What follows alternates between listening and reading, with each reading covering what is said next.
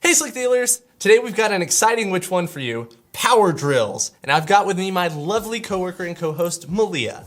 Hello Slick Dealers. Okay Pete, so what are we doing today? Okay, something that neither of us are experts in, power tools. Malia, do you have any experience with DIY stuff? Absolutely not. Like this video if you're like me and have no experience with power tools. And if you're like me, comment telling us what your last DIY project was. Like mine was reupholstering my friend's bike seat. Interesting. Yeah, it was kind of weird. But sounds weird. Yeah, surprising though, yeah. We aren't here to talk to you about the technical nitty gritty of power tools, although we probably will get into that just a little bit. Nope, our job is to help people get the best bang for their buck.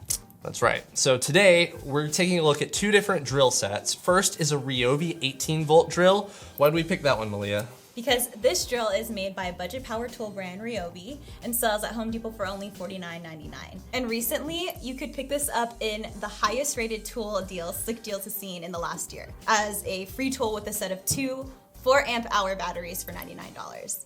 What is it competing against? Thought you'd never ask. Up against the Ryobi is a Milwaukee 18-volt power drill set, what many would consider to be a top-of-the-line cordless drill set. This is one piece of a two-piece set that we got, the most value option from Milwaukee currently for $199 for this and an impact driver. We'll pit these two sets head-to-head in the following categories: design and features, battery life, power/use, and price/value. And then let you know which of these drills comes out on top as the winner. Okay, and just to be clear, when we do declare a winner, what does that mean? Good question. So what we're trying to decide here is, for the average consumer, is $49.99 for this Ryobi drill gonna be a better buy than $200 for this Milwaukee set? Seems simple enough. Design and features. Right off the bat, handling both of these, you can definitely tell the difference in design. The Ryobi is a lot lighter, and that's because the head and the twist lock are made of plastic, while the Milwaukee drill has these components made of steel. Like this is metal right here. The downside is the Milwaukee is a lot heavier, especially top heavy. Here's a good example of that. If you set it down without the battery, it just falls right on its face. Comparatively, this one still stands up. That doesn't really matter. You're pretty much gonna have this in the battery the whole time. This Ryobi drill has a 3/8 of an inch head, while the Milwaukee has a 1/2 inch head, and this means that the Milwaukee can fit larger drill bits. For reference, the Ryobi makes a 1/2 inch drill as well, but it costs $30 more. Also, the Ryobi comes with this little built-in drill bit. We checked the Milwaukee bag over and you don't get any extras like that, but it does have these screw holes for accessories like a tool belt clip. Both drills have adjustable torque settings, but the Milwaukee has an additional switch for speed and torque.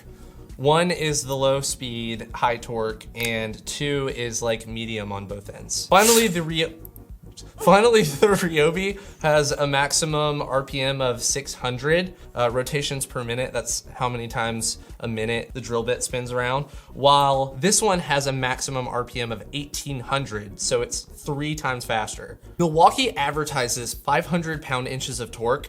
Funny enough, I couldn't find out how much this Ryobi drill offers. Ryobi's 1/2 inch model goes up to 400 pound-inches, but this particular one, the 3/8 inch, has no advertising for it. But I'm assuming it's not gonna be quite as strong as the Milwaukee. In hand, they feel about the same. For design, it's a tie. Milwaukee is more customizable while the Ryobi is lighter. All right, on to batteries. Each drill came with a 1.5 amp hour rechargeable battery, which is kind of on the small end as far as power tools go. The Milwaukee's battery does have this nifty little life gauge on it though. See that? The Ryobi does not. Nope. We fully charged the batteries for this test and then set them up side by side to see which battery lasted longer in each drill's highest power settings. And the Milwaukee died first. After about 16 minutes of nonstop spinning, it conked out. Yeah, comparatively, the Ryobi kept going for 26 minutes before cutting out. Isn't that crazy? It is pretty crazy, but we weren't sure if that had anything to do with the Milwaukee being set to a faster speed, so we decided to retest the Milwaukee at speed setting 1. And the second time, it lasted 16 minutes, no change. So the Ryobi comes out on top. Its battery blew the Milwaukee out of the water. When you rev these babies up, you can immediately tell that the Milwaukee packs more punch than the Ryobi. Even though they're both 18-volt drills, it just seems like the Milwaukee has more power behind it. One initial note, when we did the battery test, we noticed the Milwaukee body heat up almost immediately. And by the time the battery died, it was pretty warm. Yeah. The Ryobi, on the other hand, stayed relatively cool until right at the last minute, and even when it gave out, it still wasn't warm to the degree that we would be concerned. Maybe because it's made mostly of plastic. Yeah, comparatively. We put both drills to the test to see what we thought about them. Just some, simple screws into 1-inch slats and 2x4s. And we did this thing. Dad, I hope you're not watching this. Ooh. Swapping. Okay, so get that one. So as you can tell, we are not professionals. I think I have a little bit more experience than Malia. Oh, okay. Put it on that one. There you go. Okay. Just running. Actually having the extra weight here makes it feel more solid and sturdy. We're gonna put the drill bits in, and this is gonna be interesting. I'm gonna drill. There you go. If I could quantify it, I would say it's almost like 25 to 50% less power, and I feel less confident with this drill. Yeah, so like this one this one definitely feels more sturdy. Like someone like me who doesn't have as much upper arm strength. Yeah. I feel like this makes it an easy job. Yeah, you actually feel like you're getting somewhere with this, where this one, it's almost like you have something that you're competing against, maybe. It's like you're having to struggle a little bit to get the job done. So for power and use, we're giving it to the Milwaukee. Even though these are both 18 volts and the Ryobi's battery life is longer, it's still no competition. Like, you could especially tell with the drilling, the Milwaukee blows the Ryobi out of the water in terms of power. And I just felt more confident with the Milwaukee. Yeah. Price is the most drastic difference. The Ryobi is a deep value drill with this 18 volt single drill and battery costing right around $50. Yeah. Comparatively, the Milwaukee is considered a top tier tool brand. That's a lot of T's. and so you're paying a premium.